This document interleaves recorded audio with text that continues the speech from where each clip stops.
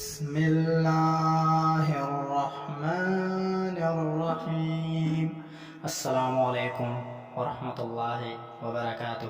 اگر آپ ہمارے چینل پر نئے ہیں تو ایسے اسلامی وظائف و واقعات کے لیے ہمارے چینل کو سبسکرائب کریں اور ساتھ میں بیل آئیکن کو بھی دبائیں تاکہ ہماری ہر نئی آنے والی ویڈیو آپ تک پہنچ سکے۔ اس حقیقت سے بلا کون انکار کر سکتا ہے کہ دنیا میں ہر امیر غریب نیک و بد کو قانونی قدرت کے تحت دکھ و غموں اور پریشانیوں سے کسی نہ کسی شکل میں ضرور واسطہ پڑتا ہے،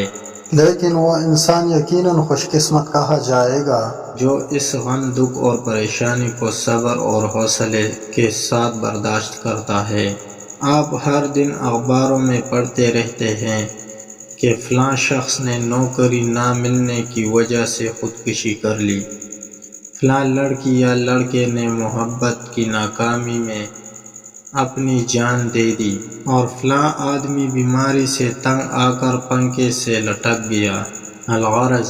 اس قسم کے بے شمار واقعات دیکھنے اور سننے میں آتے ہیں۔ حد تو یہ ہے کہ بہت سے مسلمان کلمہ پڑھنے والے بھی بعض اوقات تھوڑی سی پریشانی کی وجہ سے موت کو گلے لگا لیتے ہیں اور ہمیشہ کے لیے جہنم میں اپنا ٹھکانہ بنا لیتے ہیں، کیونکہ اسلام میں خودکشی حرام ہے اور اس میں دنیا و آخرت دونوں کی تباہی و بربادی ہے۔ اللہ سبحانہ و تعالی سب کو اس سے محفوظ و مامون فرمائے، آمین۔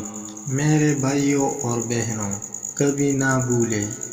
کہ یہ چند روزہ دنیا مصیبتوں، پریشانیوں اور غموں کا گھر ہے، اسی لیے تو اسے صاحب ایمان کا قید خانہ کہا گیا ہے۔ جس طرح قید خانے میں قیدیوں کو مشکلات و تکالیف اٹھانی پڑتی ہے، اسی طرح مسلمانوں کو بھی دنیا میں دکھوں اور آزمائشوں کا سامنا کرنا پڑ سکتا ہے،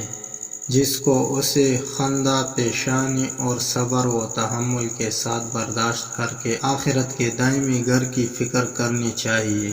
نہ یہ کہ گھبرا کر کوئی ایسا کام کر بیٹھے جس سے دونوں جہان کی رسوائی و نامرادی اس کا مقصد بن جائے۔ دیکھا جاتا ہے کہ بعض لوگ اولاد کی نافرمانی کی وجہ سے پریشان رہتے ہیں، بعض عورتیں اپنے شوہر کی بے راہ رویے کے متعلق غمگین رہتی ہیں، کچھ لوگ مال اسباب کے ختم ہو جانے پر دکھ درد کا شکار رہتے ہیں، اور بعض لوگوں کو اولاد نہ ہونے کا متعلق تو کسی کو اولاد نارینہ نہ ہونے کا شکوہ۔ اسی لیے اللہ تعالیٰ نے قرآن کریم میں ارشاد فرمایا ہے، لَقَدْ خَلَقْنَا الْإِنسَانَ فِي كَبَدٍ، یقیناً ہم نے انسان کو مشقت میں مبتلا رہنے والا پیدا کیا ہے۔ غم دکھ و مصائب و آلام کا آ جانا کوئی نئی بات نہیں، یہ تو کائنات کے افضل ترین انسانوں یعنی انبیاء کرام و مرسلین اعظام پر بھی آئے۔ سب سے بڑھ کر فکر و غم تو تاجدار کائنات پیغمبر صلی اللہ علیہ وآلہ وسلم کو لاحق تھا، مگر کس چیز کا؟ قرآن مجید اسے ان الفاظ میں بیان کر رہا ہے، فَلَعَلَّكَ بَاخِعٌ نَفْسَكَ عَلَىٰ آثَارِهِمْ إِن لَّمْ يُؤْمِنُوا بِهَٰذَا الْحَدِيثِ أَسَفًا، تو کیا آپ ان کے پیچھے شدت غم میں اپنی جان عزیز اے حبیب مکرم بھی گلا دیں گے اگر وہ اس کلام ربانی پر ایمان نہ لائے؟ غور کرنے کی بات ہے کہ محسن کائنات شہنشاہ دو جہاں صلی اللہ علیہ وآلہ وسلم کو کس قدر اپنی امت کا خیال تھا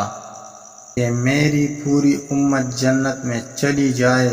بیسا اوقات قرآن کی ایک آیت تلاوت کرتے کرتے آپ کی پوری رات گزر جاتی ہے، ان تعذبہم فإنہم عبادک وإن تغفر لہم فإنک انت العزیز الحکیم، اگر تو انہیں عذاب دے تو وہ تیرے ہی بندے ہیں، اور اگر تو انہیں بخش دے تو بے شک تو ہی بڑا غالب حکمت والا ہے۔ لیکن بڑی دکھ کی بات ہے کہ آج ہم میں سے اکثر لوگوں کو دنیا کی تو فکر ہے اور خوب ہے کہ کسی طرح ہماری دنیا اچھی ہو جائے، مگر آخرت کی کوئی فکر نہیں، قبر کی کوئی فکر نہیں جہاں ہزاروں سال رہنا ہے، روز محشر کی کوئی فکر نہیں جس کا ایک دن 50,000 سال کے برابر ہوگا، جہنم کی کوئی فکر نہیں جس کے بارے میں ہمارے پیارے آقا رسول اللہ صلی اللہ علیہ وآلہ وسلم نے ارشاد فرمایا، جہنم کی آگ سے بچو، خواہ کھجور کا ایک ٹکڑا ہی دے کر بچ سکتے ہو۔ ہماری زندگیاں غیر اسلامی خطوط پر چل نکلی ہے، ہمارے کتنے بھائی اور بہنیں بے نمازی مر رہے ہیں مگر کوئی فکر نہیں، ہمارا پڑوسی قرآن و سنت کی تعلیمات و ہدایات سے ہٹ کر زندگی گزار رہا ہے مگر کوئی فکر نہیں، اولاد دین بیزار اور اللہ و رسول کی باغی ہوتی جا رہی ہے مگر کوئی فکر نہیں، ہمارے ارد گرد فحاشی اور عریانی پھیلتی جا رہی ہے مگر ہمیں کوئی فکر نہیں۔ آج اللہ نہ کرے ہم میں سے کسی کے ساتھ ایسا ہو، مگر تجربات بتاتے ہیں کہ کسی کو کوئی دکھ، پریشانی یا غم آ جاتا ہے تو وہ شراب پینا شروع کر دیتا ہے، پوچھئے تو کہتا ہے کیا کروں بھائی، بیوی سے جھگڑا ہو گیا، اس غم کو بلا رہا ہوں،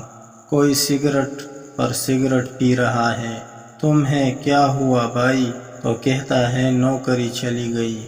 بڑی پریشانی ہے، ٹینشن پہ قابو پانے کے لیے ایسا کر رہا ہوں۔ اور کچھ لوگ تو معاذ اللہ اپنی جان کی بھی پرواہ نہیں کرتے اور اسے اپنے ہاتھوں کھپا ڈالتے ہیں اور یہ نہیں جانتے کہ خودکشی حرام موت ہے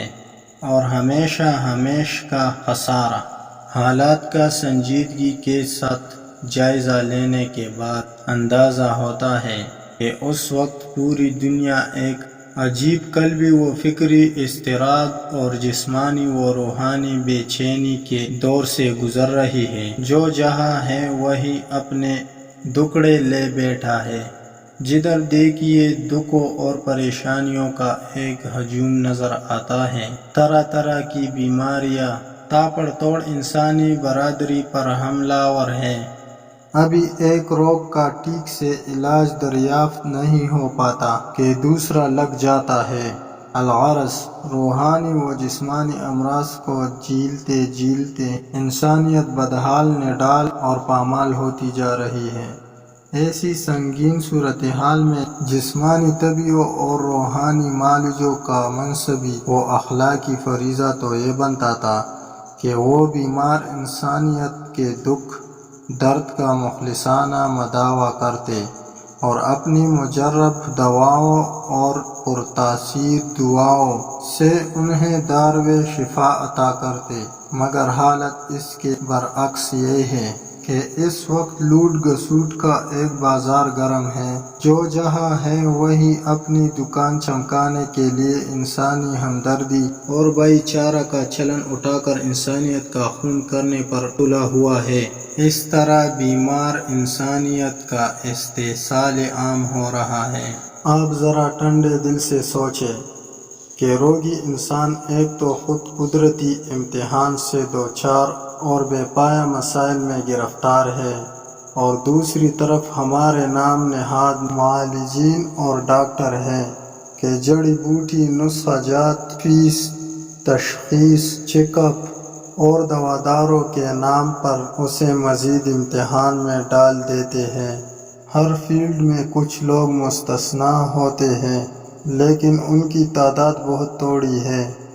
ایسے حالات میں واقعی ضرورت تھی کہ روتے سسکتے انسان کو علاج و شفا کے ازلی و سرمدی شفاف پنگھٹ پر لا کھڑا کیا جائے اور اس کے آبی زلال سے سارے روگوں کی رگیں کاٹ دی جائے اور وہ جسمانی و روحانی ہر اعتبار سے بلا چنگا ہو جائے اور گھر بیٹھے ہی باذن اللہ تعالیٰ اپنے علاج و شفا کی راہ ہموار کر لے۔ تو یاد رکھے کہ وہ پنگھٹ کوئی اور نہیں کلام الہی یعنی قرآن مجید ہے، اس لیے ہم نے چاہا کہ قرآن کریم سے بعض وہ آیات شفا جن میں خصوصیت کے ساتھ دکھوں کو دور کرنے اور روگوں کو چھڑانے کی تاثیر رکھی گئی ہے، انہیں یہاں ایک خاص ترتیب سے لکھ دیا جائے اور ان کے طریقے بھی بیان کر دیے جائے تاکہ ہر ضرورت مند اپنے گھر بیٹھے ہی اپنی بیماریوں کو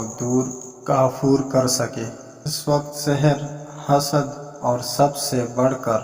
نظر بد کی بیماریاں عام ہو چکی ہیں۔ ہم میں سے ہر چوتھا پانچواں شخص اس کا شکار دکھائی دیتا ہے، اور یہ ہو نہیں سکتا کہ کوئی وبا عام ہو جائے اور اس کا علاج عام نہ ہو۔